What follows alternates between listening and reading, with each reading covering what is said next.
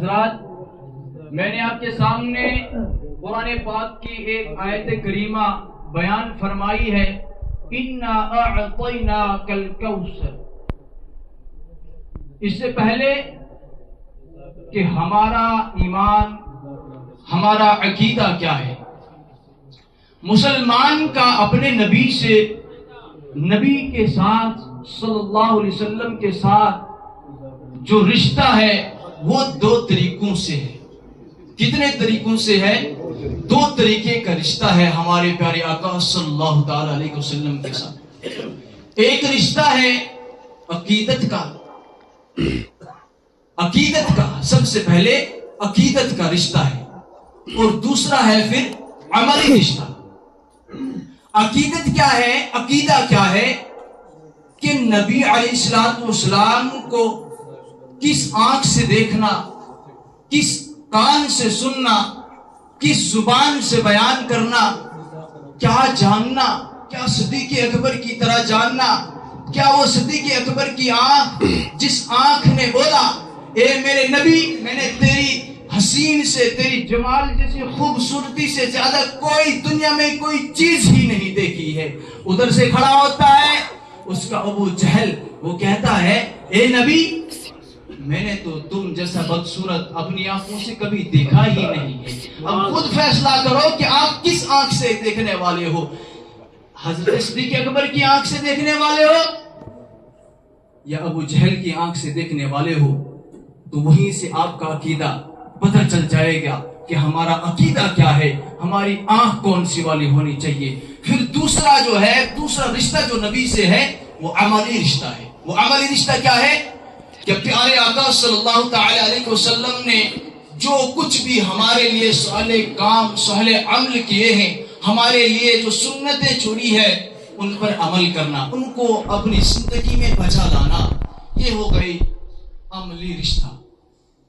اب یہ جو دو رشتے ہیں، ہر نبی کو اپنے دور میں اپنا ایک معجزہ عطا فرمایا گیا، اور وہ اسی دور کے ضرورت کے لحاظ سے عطا کیا گیا۔ میرے نبی کو رجب المرجل میں ایک سب سے بڑا معجزہ عطا فرمایا گیا۔ میرے نبی کو دو معجزے عطا فرمائے گئے، ایک قرآن کریم جو رمضان المبارک میں مکمل ہوا، لیلۃ القدر میں میرے نبی پر نازل فرمایا گیا۔ یہ تمام معجزاتوں میں سب سے بڑا معجزہ عطا فرمایا گیا، اور ایک معجزہ فرمایا گیا، وہ معجزہ کیا ہے؟ معراج النبی صلی اللہ تعالی علیہ وسلم، جب پیارے حبیب کو اللہ رب العزت نے آسمانوں کی سیر کرائی، آسمانوں سے اوپر، زمین سے اوپر، اپنے عرش معلی پر اپنا نورانی جلوہ عطا فرما دیا۔ یہ تو بڑے بڑے معجزے عطا فرمائے گئے، لیکن یہ معجزے ہمارے ذہن میں سمانے والے نہیں ہیں، ہم ان کو کیسے مانیں گے؟ میرے نبی کا دور ہے، بلوغت اپنے عروج پر ہے، شعراء اپنے عروج پر ہیں، شعراء نے اپنے قصیدے لکھے ہوئے قصیدے اللہ کے گھر میں مکہ المکرمہ میں، اللہ کے گھر میں دیواروں کے ساتھ لٹکا دیے۔ بڑے بڑے شاعر تھے، انہوں نے کیا کیا؟ اپنے شاعر لکھ کے اللہ کے گھر میں چپکا دیے، لٹکا دیے۔ جب لٹکانا تھا تو ان کا یہ چیلنج تھا کہ ہے کوئی دنیا کے اندر ہم سے بڑا شعرا، ہے کوئی دنیا کے اندر ہم سے بڑا بلاغت رکھنے والا؟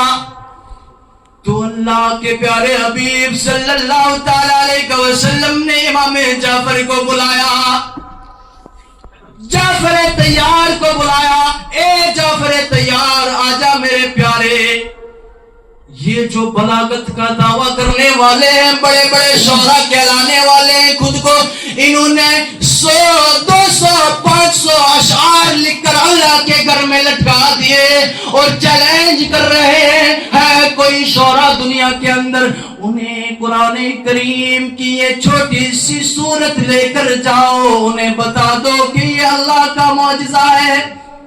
جعفر طیار گئے جب وہ گئے وہاں پر پہنچے تو کہنے لگے لوگوں مجھے بتا دو میں جو شعر لے کر آیا ہوں، کیونکہ میرے نبی کا تمام قرآن نبی کے لیے نعت ہے۔ جب وہ وہاں پر پہنچے امام جعفر طیار وہاں پر پہنچے، کہنے لگے او لوگوں یہ بتاؤ کہ اتنی کیفیت ہے تم میں، اتنی جرت ہے تم میں کہ تم یہ لکھ پاؤ گے؟ لوگوں نے کہا کہ اتنا وقت ہمارے پاس تو نہیں ہے، جلدی جلدی بیان کر دو۔ امام جعفر طیار نے شروع کر دیا، اِنَّا أَعْطَيْنَاكَ الْكَوْثَرَ فَصَلِّ لِرَبِّكَ وَانْحَرْ إِنَّ شَانِئَكَ هُوَ الْأَبْتَرُ۔ فرمایا کہ اِنَّا أَعْطَيْنَا، کہ ہم نے بے شک ہم نے تمہیں بڑے بڑے معجزات عطا فرمائے۔ ادھر کوثر سے مراد لیا گیا، ہم نے آپ کو کوثر عطا فرمائی، لیکن مفسرین فرماتے ہیں کہ ہم نے تمہیں بے شمار نعمتیں عطا فرمائی۔ اب جب وہ لوگوں نے یہ سنا، جب اتنا ہی سننا تھا، اتنی سی صورت بیان فرمائی گئی، جب انہوں نے سنا تو وہ مجبور ہو گئے اپنے وہ تمام قصیدے لکھے ہوئے اشعار جو لٹکائے ہوئے تھے وہ فولڈ کر کے اپنی جیب میں نکل پڑے۔ میرے نبی نے فرمایا یہ میرے رب کا معجزہ ہے، اتنی سی صورت میں۔ جب ان کے ذہن میں آ گیا یہ تو اتنی سی صورت ہے، اس میں اتنی بلاغت ہے تو پورے قرآن کا معجزہ کیا ہوگا، پورے قرآن کی بلاغت کیا ہوگی۔ سارا کچھ میرے نبی کے لیے، جو حضور علیہ السلام کے لیے اللہ رب العزت نے قرآن جو نازل فرمایا، سارا کا سارا معجزہ ہے اور سارا کا سارا نعت ہے۔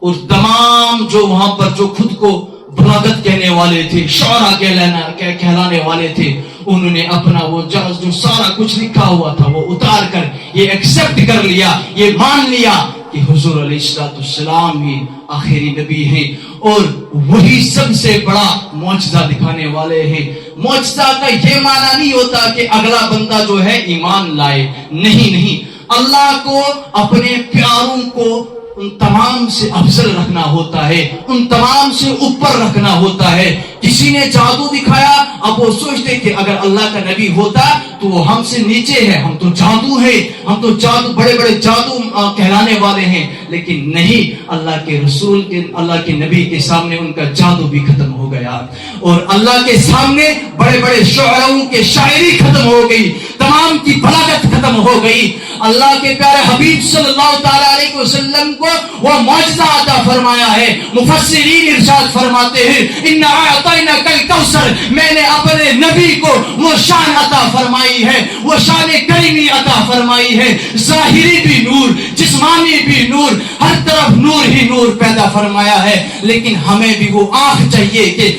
ہم کس آنکھ سے دیکھیں، ہمیں بھی وہ عقیدہ ہونا چاہیے کہ ہم کس عقیدے سے دیکھیں کہ میرا نبی جب معراج سے واپس آئے تو یہ بیان فرمایا، اے صدیق اکبر، میں جو ہے ساتوں آسمان کا نظارہ دیکھ کر آیا۔ تو ابو جہل نے کہا کہ اے ابو بکر صدیق، یہ کیا فرما رہا ہے؟ یہ تو بول رہا ہے میں راتوں کے تھوڑے سے کم قلیل وقت میں آسمان کا نظارہ کر کے آیا۔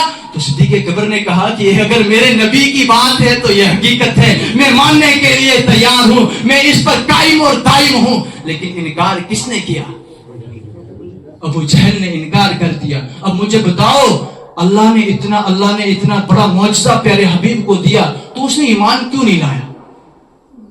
کیونکہ جسے رب چاہے۔ اس لیے تو ایک شاعر نے فرمایا ہے، جسے چاہا در پہ بلا لیا، جسے چاہا در پہ بلا لیا، جسے چاہا اپنا بنا لیا، یہ در حبیب کی بات ہے، یہ بڑے نصیب کی بات ہے بلغ العلا بکمالہ کشف الدجا بجمالہ حسن جمیع خصالہ صلوا علیہ وآلہ